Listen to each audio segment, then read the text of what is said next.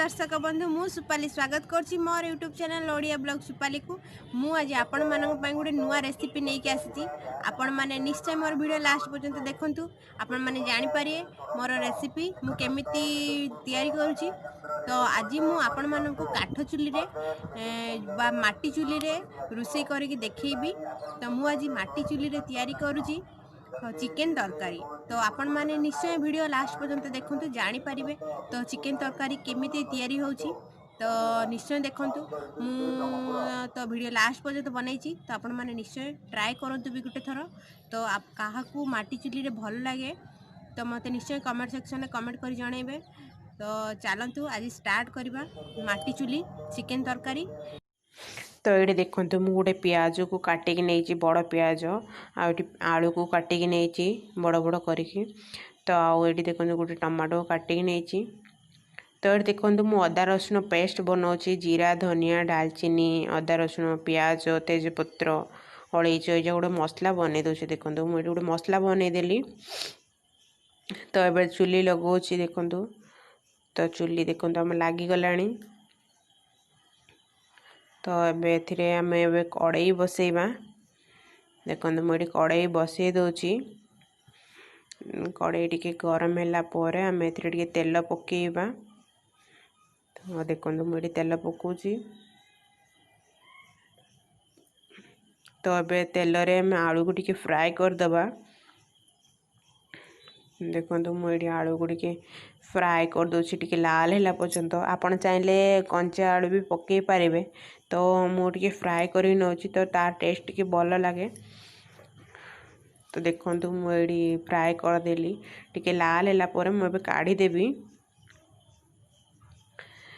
एबेटा मु काढ़ी दौची। तो तापर मु जो पियाज काटिक रखी सेटा ए पकईदेवी। तो पियाज ए देखो मु पियाज सब पकई दूची। पकईकी टे भल भाव पियाज टाक टे फ्राए कला भाया करी। तो ये मुझे लुण पकाउची। तो टी पियाज टी भल भाव सीझीज जल्दी। तो लुण टी पकईकी टे ये करदेवी। तो तापर जो मु अदा रसुण पेस्ट बनईकी सेड़ा ए पकईदेवी। तो आपण एमती मसला पेस्ट बनईकी पकातु। तो यार टेस्ट बहुत भल लगे आपन को। जो डालचीनी तार फ्लेवर जो बहुत बढ़िया लगे। तो आप निश्चय ट्राई करेंगे। देखो ये मुझे टमाटो पकई दूची। टमाटो पकईकी मिसौची भलसे।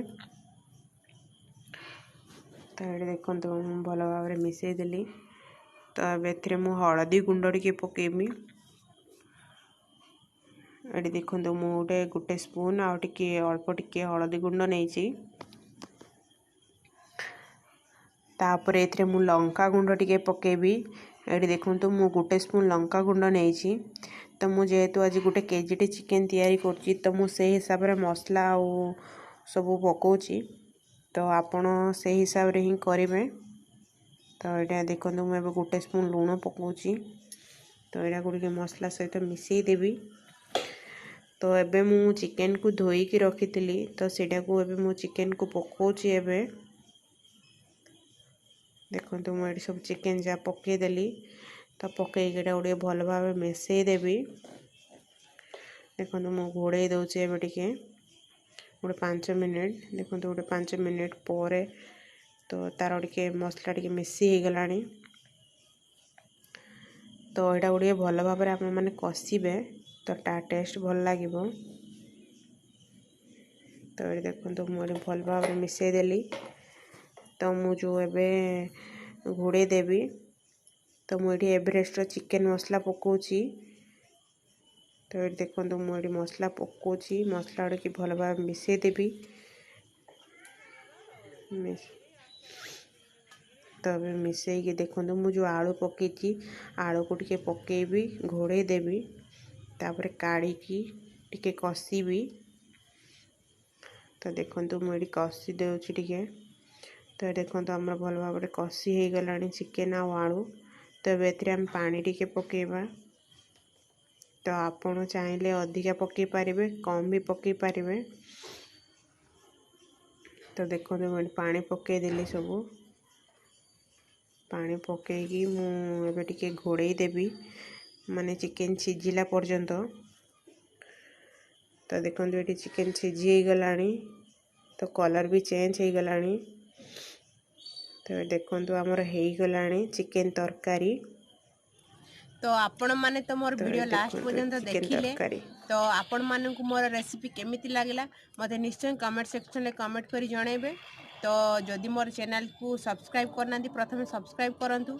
जदि मोर वीडियो भल लगी थाए फैमिली फ्रेंड्स तो शेयर करंतु आउ लाइक करंतु। तो आज पई रहउची, नमस्कार।